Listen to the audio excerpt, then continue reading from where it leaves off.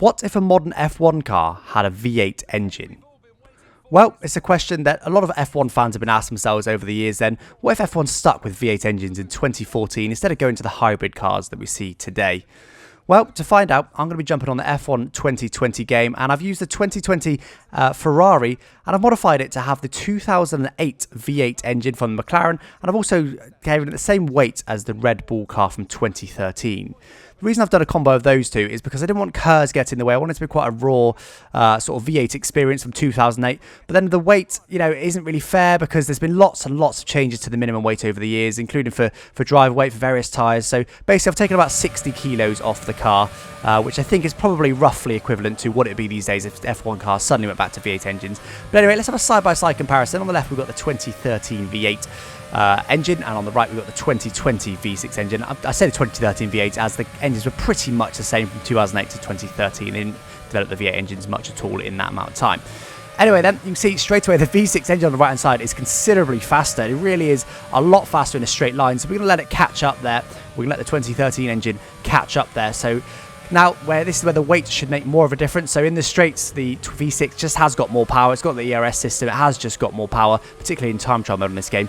But having 60 kilos less fuel, don't forget we've got an identical car in every other way. So the exact same downforce, exact same drag, exact same tyres. Everything's the same. The only thing that is different is the engines and, of course, the weight of the cars. So left-hand side, the V8 has actually managed to pull slightly ahead of the V6 coming into that sector. Just very slight, just a little bit lighter weight, enabling it to pull away. But the worst power, unfortunately, there you see the V6 has already managed to overtake us coming down the straight, and of course the V6 would have been helped a little bit by having superior power in the middle sector as well. But overall, V8 car a little bit quicker in the middle sector with the lighter weight, but the V6 car overall we see 1.56 or so, 1.6 seconds a lap quicker. But anyway, we're going to jump into a race now then. I'm just going to pause the video there to ask you, if you're enjoying the video, please do subscribe to the channel. It really does help a channel of my size. I'm trying to go full-time on YouTube at the moment, but unfortunately 95% of my viewers are not subscribed to the channel. So if you are enjoying this video, please do hit that red button down below. I will very much appreciate it, and I will now let you get back to the video. We have got the V8 engine. Everyone else around us, apart from our teammate, has got the V6 modern 2020 engine.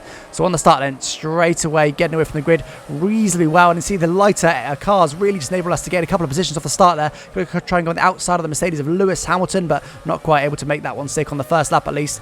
And unfortunately, we are now into the V6's domain. We're in a straight line here, and the Red Bull is just going to fly past us. No real competition. Alex Albon's going to have a good go as well. We can't really keep up with them in the straights, but there we can brake a lot later in the corners. We can brake considerably later and take a little bit more corner speed, particularly in the slower speed. That's when the weight makes a bigger difference, because again, we have got the same downforce as all the guys around us effectively. Well, we're in a 2020 car, so more or less the same downforce as the cars around us, should we say. We're going to dive up the inside of Alex Albon there. We know we've got much better braking performance, which enables us to get back past him, and we're now hunting down Max Verstappen, but Alex Albon's actually battling behind. And again though, we sort of saw from the side-by-side, in this middle sector, I'm probably only a couple of tenths quicker. I think with a perfect middle sector, maybe I can go half a second quicker in this middle sector, but overall, the V6 cars gain probably over a second, I'd say. Probably more than that. It's probably close to 2 seconds in all honesty, in the straights alone in this sort of final sector and first sector. So it's a really, really significant amount of time. So we are going to try something a bit different then. We don't want to just watch me just get repeatedly overtaken. So we are going to drop to the very back of the grid instead, and we're going to see if we can battle the cars. I found that the back of the grid is pretty similar pace to the pace that I was doing with this V8 engine. So the 2020 V6 cars, the Williamses and the sort of Alfa Tauris of this world, are a similar sort of pace to the Ferrari with the V8 engine. So we're going to give that a go. And unfortunately, we've dropped back a little bit too far. We're not even getting any slipstreams, and they're going to absolutely fly away from us. We were half a second behind on the exit of the last corner, and the entry to the next corner, look at that, we are 1.2 seconds behind. That's 7 tenths in a single straight. That is how much quicker they are. Presumably, they were using overtake mode and all that sort of stuff, but we are in rich fuel, so we are using as much power as we possibly can as well.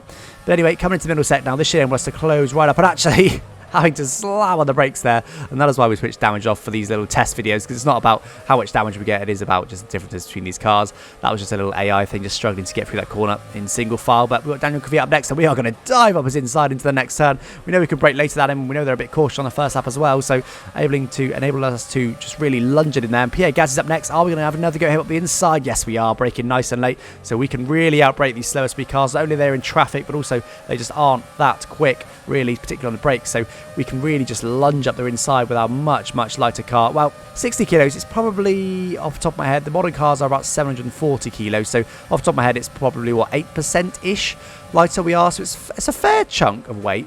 But not an insane chunk of weight. But anyway, managed to go back up the inside of Daniel Kvyat there. I think I just said unside. Let's roll with that. We're going to go up the unside of Daniel Kvyat, but he is just going to fight straight back at us down the straight, and we didn't even bother defending because look at that. He is miles ahead of us. I haven't mentioned the gearbox. Of course, we have got the same gearbox as they had in 2008 as well. So we have only got 7 gears. And once again, I was impressed by how adaptive the F1 game was to these mods that I've applied. I mean, obviously, this is very much a thing that shouldn't, be a thing in the game, as we're diving inside of Daniel Kvyat once again.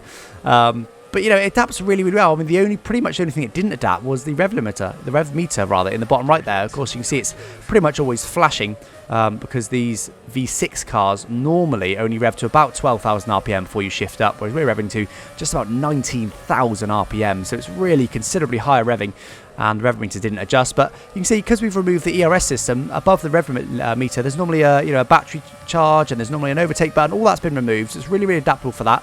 And what else has changed? I guess the AI as well. So Leclerc is also in the V8 car, and again, he's adapted really well. He's similar sort of pace to I am in this V8 car. So despite a lot of the variables really changing quite considerably, the game actually handles it really well. I'm always really impressed at how adaptable this game is for really quite different variables. And of course, I have given it the V8 sound as well. That was a separate little mod I had to apply in order to make it sound right. Otherwise, it was just sounding like a V6 engine that's revving really high, which wasn't right. But anyway, you've got some battling cars. I've had that enable us to close up a little bit, but we did get overtaken by Daniel Kvyat in the straight just a minute ago. But let's see if we can get back up to them now. Latifi struggling a little bit in the Williams, giving Kvyat a bit of room there. That's enabled us to give us a bit of room as well. And we're going to go up the inside of him, no problem whatsoever. And I will say, these cars actually felt good, but they were a little bit boring. Now, let's not forget, we're using a modern car, so we've got modern levels of downforce, which is an awful lot of downforce, so that's why we're not that quick in a straight line, because these cars are so draggy that this V8 engine just hasn't really got enough power to get us up to the sort of top speeds that they were reaching even in the V8 era. So it's that.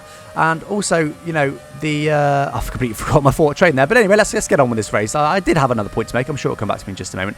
We're going to get DRS for the first time on this lap. The engine's overheating a little bit. We're going to have to start managing that. But the DRS helps us a little bit in straight line, getting to sort of 305 kilometers an hour. Just remember what I was saying originally. So we'll go back to that. The tyres, of course, the tyres are really quite different now to what they were in, 2008, 2013, whatever. I would say the biggest difference really is the rear tyres. So the rear tyres are quite a lot thicker now. Of course, in 2008, I believe it was groove tyres, but 2013, they were slicks. But the rear tyres these days, they have widened the rear tyres quite a bit. So we've got quite a lot more rear tyre grip. So it means that traction zones aren't really an issue at all in this game, with the V8 car at least.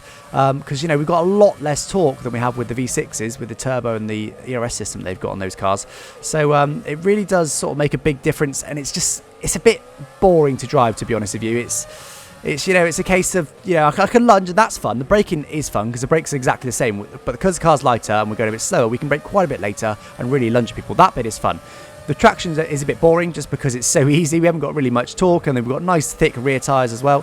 Nice wide rear tyres, I should say. So we've got, quite a lot to play with there. And of course, I guess the straight line speeds are a bit slower as well, and there's less to manage with the ERS system. So to be honest, it was a little bit boring driving these cars, which is, an unusual thing to say, because of course, in 2013, they were really pushing the cars to the limit. So that is just the nature of that. These cars are set up for V6 engines. And then I put a V8 in it. So, they are going to be a bit boring with that in mind. But I will say they were really fun to drive. The side-by-side that you saw at the beginning of this video, I actually recorded the V6 side-by-side, clip for that after driving the V8 version of these cars. And actually, I found them really slow. It's mainly the weight. Even though it's only 60 kilos, 8% of the sort of car mass or so. They felt really quite sort of sluggish to drive, and as much as I've just said they were a bit boring to drive, these cars are a bit boring to drive. When I went back to the new one, I was like, actually, these are a lot less nimble, and they are less fun. In the slower speed corners, they're definitely less fun. Higher speed probably isn't that much different, really, and in the straight line, of course, is vastly different. So it's an interesting sort of dynamic there, really. It's they are a bit more boring, but they are also more fun to chuck around. So it's kind of a bit of 6 to 1, half dozen on the other, to be honest with you. But anyway, we're coming to the end of this race now, and we have had a good battle there with the cars behind. We've been lunging some cars, see if we can make any moves, and we're just about going to get overtaken by George Russell, but keep ahead of both AlphaTauris, which we will take. And there we go, guys. Let me know what you thought of that video. Let me know what you think of this idea. And again, this is, I'm sure, an idea that all modern F1 fans have thought of from time to time. What if we had the V8 engines? Well, there's your answer for you. The cars would also need changing to adapt to it. You know, we can't just suddenly bolt V8 engines to the back of these cars. They're just too draggy. The rear tyres are too wide. So it's kind of an interesting dynamic. But anyway, I enjoyed this video. I do think it would be better if F1 cars were a bit lighter, which I probably will do in another video where I keep the V6 engines, but I make the F1 cars a bit lighter. So don't forget to subscribe if you are new, and I thank you all for watching. Bye-bye.